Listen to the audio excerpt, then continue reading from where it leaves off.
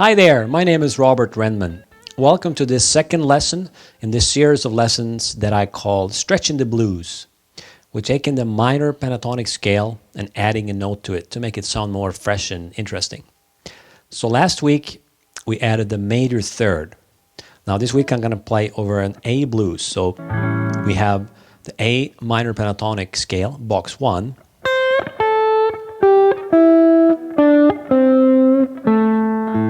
Right? And we added a major third last week, so we have that note.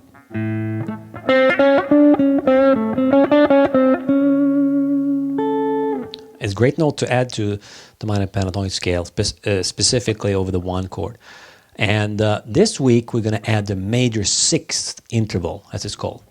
So what does that mean? Well, we give each note a number.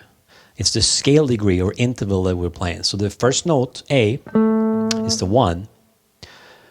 The minor third is this one, C. And the fourth is D. The fifth is E.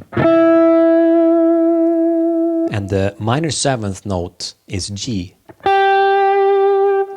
Now, between the minor 7th note and the 5th, we have the major 6th, and that note is located here. So it's a half step below the minor 7th. Minor 7th, major 6th. That note is F sharp. So now we have yet another note to work with when we're improvising using the minor pentatonic scale. So what this leads to is we're not really playing a scale, we're just focusing on good and interesting notes. You can call it a hybrid scale if you like. It doesn't matter how you view it, but just go for that sound that you want. Like you get used to after a while hearing what that 6th sounds like.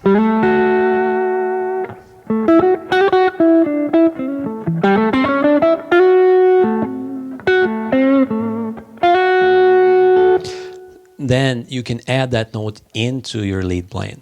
So let's just demonstrate a little bit. I'm just letting my A string ring. And I'm going to go through all of these notes that we talked about. So we start with the minor pentatonic scale.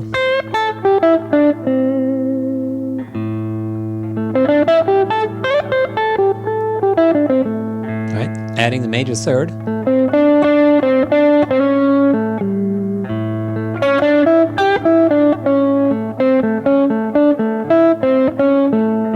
Now I'm going to add just the major 6th.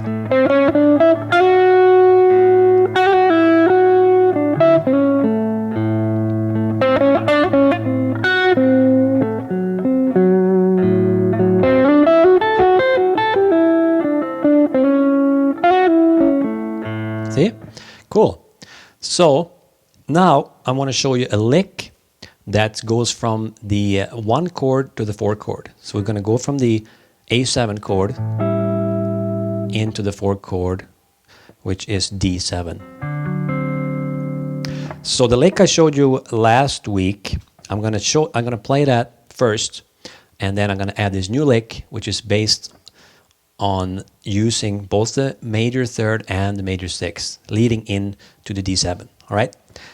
This is what that will sound like.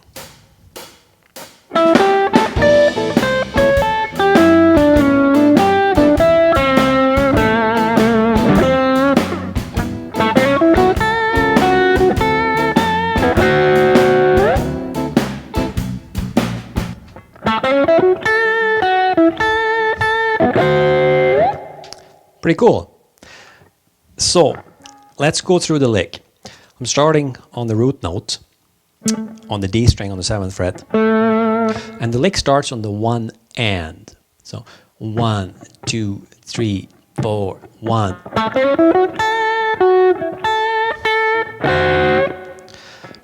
Okay, so starting here, D string 7th fret, and then I do a triplet here with.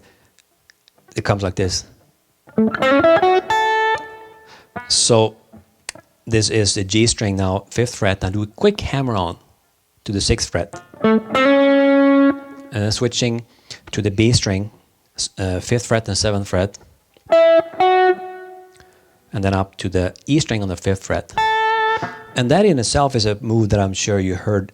I think a lot of these legendary piano players often played that specific thing.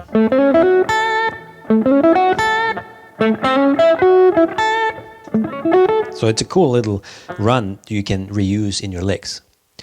Okay, so we have,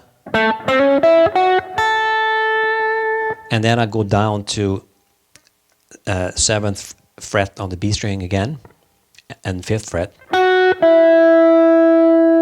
and back up to the E string on the 5th fret, and play. And I'm ending with this cool double stop thing. I like to sort of bend that one a little bit. And maybe slide your fingers up after.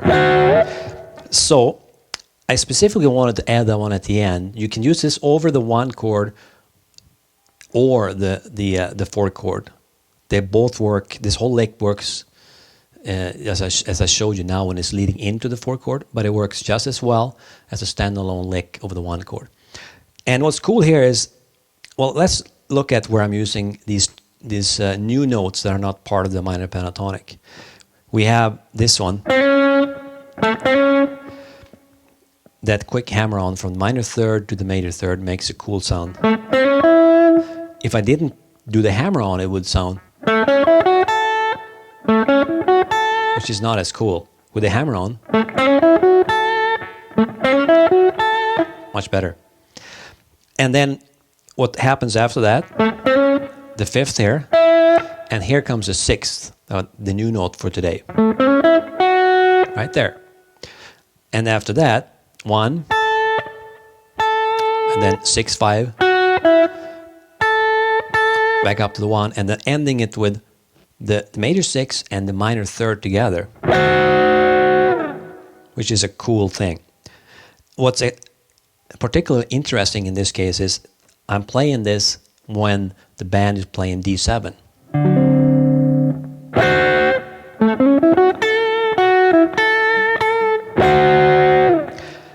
And what's cool about that is that those two notes are part of the D7 chord. If I play the D7 chord like this, the bottom 2 strings, bottom 2 notes there, that's the major third of D7 and the minor 7th of D7. Those are chord tones for D7. That's why it works so well over that chord. But as I said, it will also work over the 1 chord.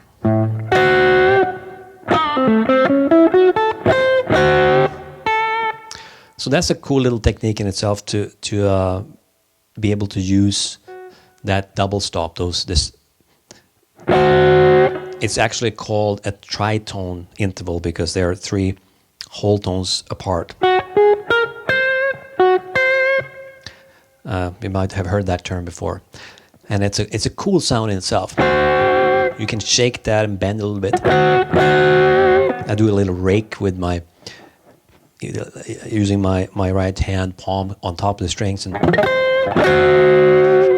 kind of dig into it hard like that. Sounds cool. So then we have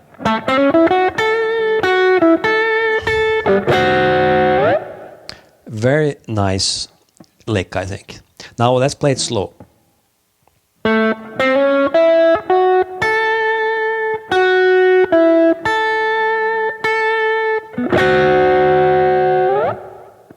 I use my index finger on top of the other strings to mute when I do the rake, so I don't get. All right, so let's do those 2 licks now together one more time and see what it sounds like. Here we go.